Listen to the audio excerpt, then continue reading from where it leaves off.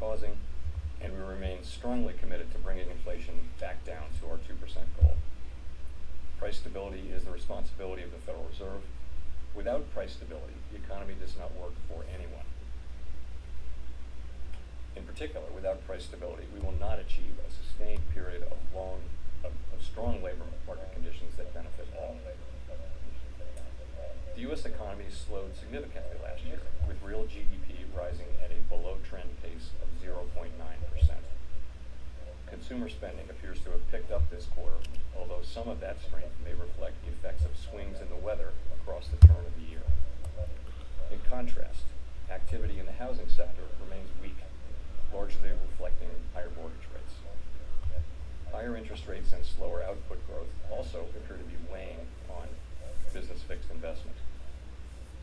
Committee participants generally expect subdued growth to continue, as shown in our इससे ज़्यादा sound बढ़ाऊंगा तो पड़ोसी आ जाएंगे भाई. median projection for real GDP growth stands at just 0.4% this year and 1.2% next year, well below the median estimate of the longer-run normal growth rate.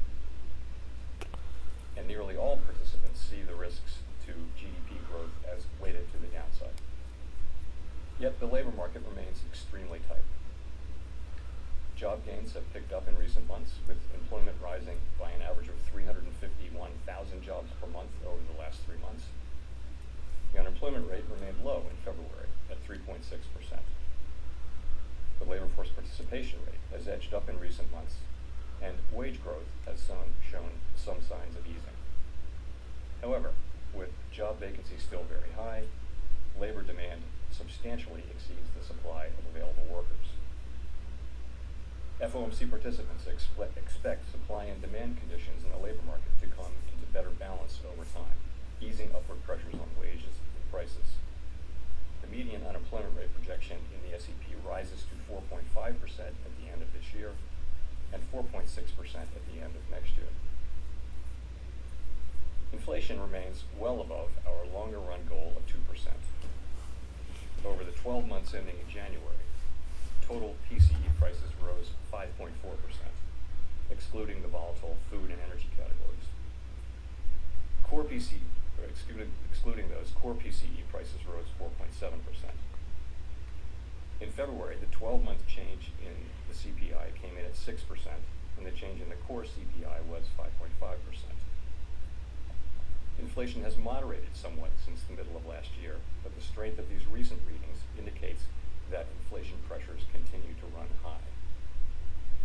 The median projection in the SEP for total PCE inflation is 3.3% for this year, 2.5% next year, and 2.1% in 2025.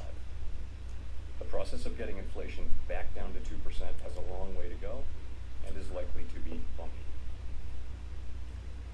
Despite elevated inflation, longer-term inflation expectations appear to remain well anchored, as reflected in a broad range of surveys of households, businesses, and forecasters, as well as measures from financial markets. The Fed's monetary policy actions are guided by our mandate to promote maximum employment and stable prices for the American people. My colleagues and I are acutely aware that high inflation imposes significant hardship as it erodes purchasing power, especially for those least able to meet the higher costs. देखते हैं क्या reaction आता है market का. Housing and transportation. We are highly attentive to the risks that high inflation poses to both sides of our mandate, and we are strongly committed to returning inflation to our 2% objective. At today's meeting, the committee raised the target range for the federal funds rate by a quarter percentage point, bringing the target range to 4 3/4 to 5%. And we are continuing the process of significantly reducing our securities holdings. Since our previous FOMC meeting, economic indicators have generally come in stronger than expected, demonstrating greater momentum in economic activity and inflation. We believe, however, that events in the banking system over the past 2 weeks are likely to result in tighter credit conditions for households and businesses, which would in turn affect economic outcomes. It is too soon to determine the extent of these effects, and therefore too soon to tell how monetary policy should respond.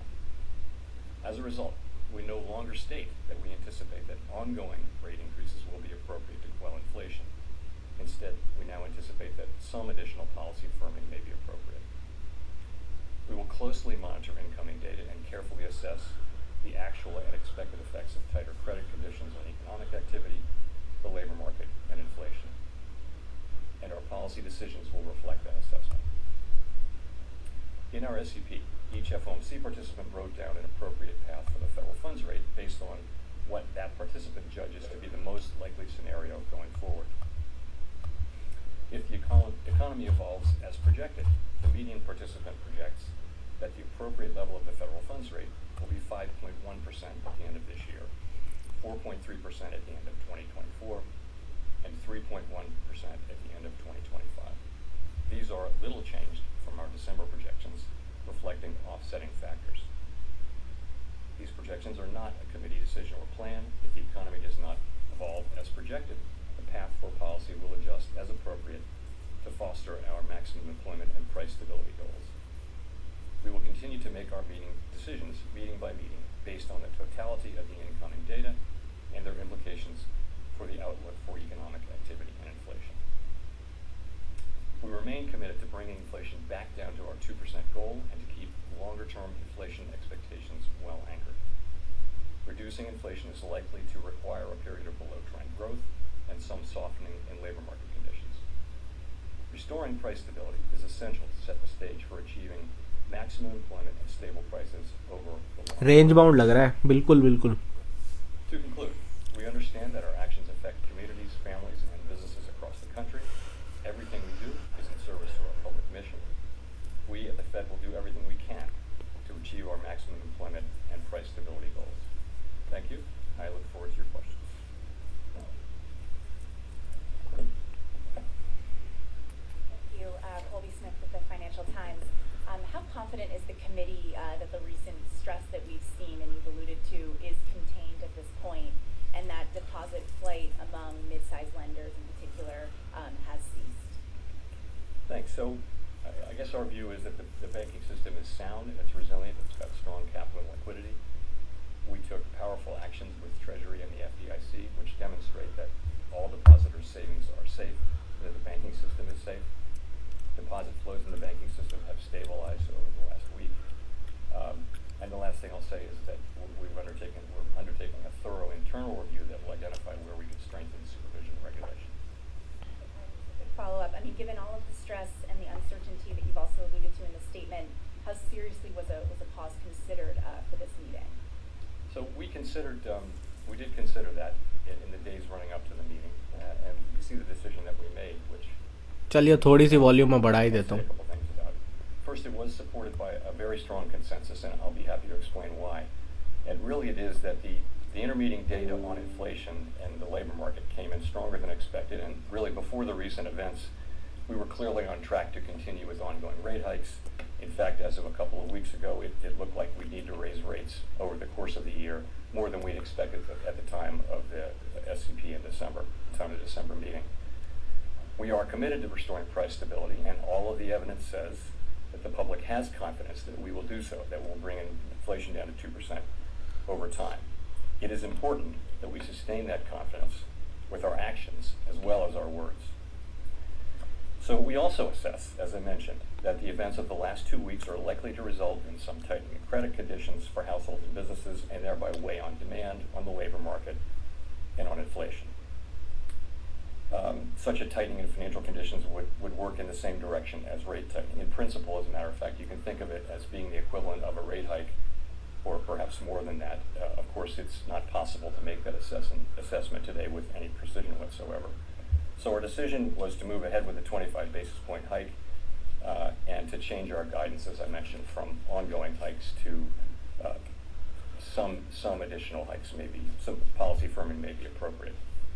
So going forward, as I mentioned, in assessing the need for further hikes, we'll be focused, as always, on the incoming data and the evolving outlook, and in particular on our assessment of the actual and expected effects of credit tightening.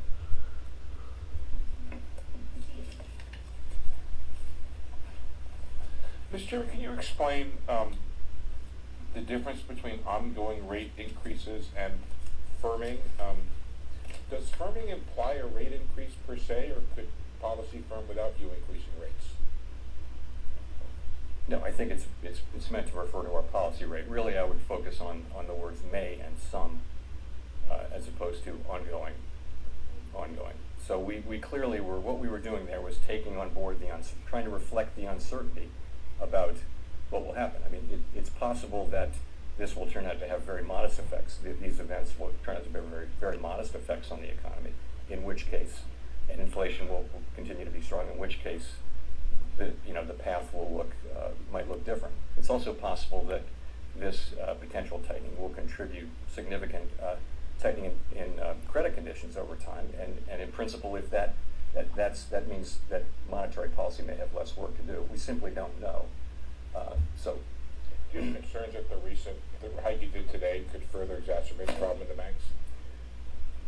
No, I mean, with our monetary policy, we're really focused on macroeconomic outcomes. In particular, we're focused on this potential credit tightening and what can that produce in the way of tighter credit conditions. I think when we think about the situation in the banks, we're focused on our financial stability tools, in particular our lending facilities, the discount window, and also the new facility.